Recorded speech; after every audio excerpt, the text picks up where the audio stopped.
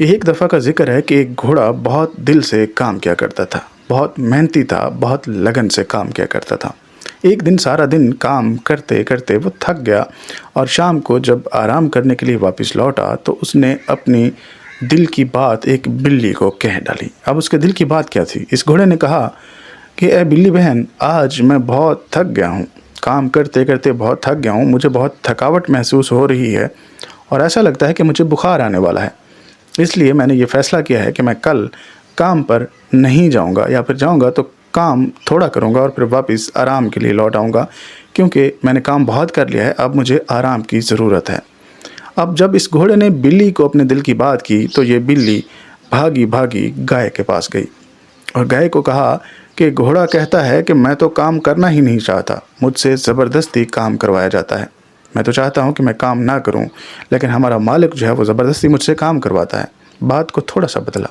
اب یہ جو گائے تھی اس نے بات سنی اور یہی بات جا کے بھینس کو کہہ ڈالی اور بھینس کو کہا کہ یہ جو گھوڑا ہے یہ تو باغی ہو گیا ہے، یہ تو مالک کے خلاف باتیں کرتا ہے اور یہ کہتا ہے کہ مالک بہت ظالم ہے، بہت کام کرواتا ہے، دن رات کام کرواتا ہے اور میں تو اب یہاں پہ رہنا ہی نہیں چاہتا۔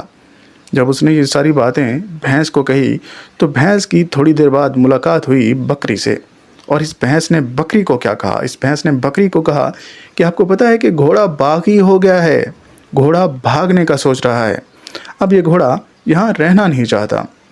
وجہ یہ ہے کہ یہ سمجھتا ہے کہ ہمارا جو مالک ہے وہ بہت ظالم ہے، اور یہ گھوڑا کہہ رہا تھا کہ باقی بھی بہت سارے جانوروں کو میں اپنے ساتھ لے کے جاؤں گا، تو کوئی پتہ نہیں ہے کہ کب یہ گھوڑا بھاگ جائے اور باقی بھی سبھی جانوروں کو اپنے ساتھ لے جائے۔ یہ بات اس نے کہہ ڈالی بکری کو، اور اس بکری نے یہ بات خرگوش کو کہہ ڈالی اور خرگوش کو کہا کہ آج رات یہ گھوڑا بھاگنے والا ہے اور بہت سارے جانوروں کو بھی اپنے ساتھ لے کے جانے والا ہے۔ اب شام کو اس مالک کا جب نوکر فارم ہاؤس پہ آتا ہے تو یہ جو خرگوش ہوتا ہے یہ ساری باتیں اس نوکر کو کہہ دیتا ہے۔ اب یہ جو نوکر ہوتا ہے یہ جب مالک سے جا کے ملاقات کرتا ہے تو اس کو سارا حال احوال کہہ ڈالتا ہے اور کہتا ہے کہ ہمارا گھوڑا ہو گیا ہے باغی، آج رات کو بھاگے گا اور بھی بہت سارے جانوروں کو لے جائے گا، کیونکہ یہ گھوڑا سمجھتا ہے کہ آپ بہت ظالم ہیں۔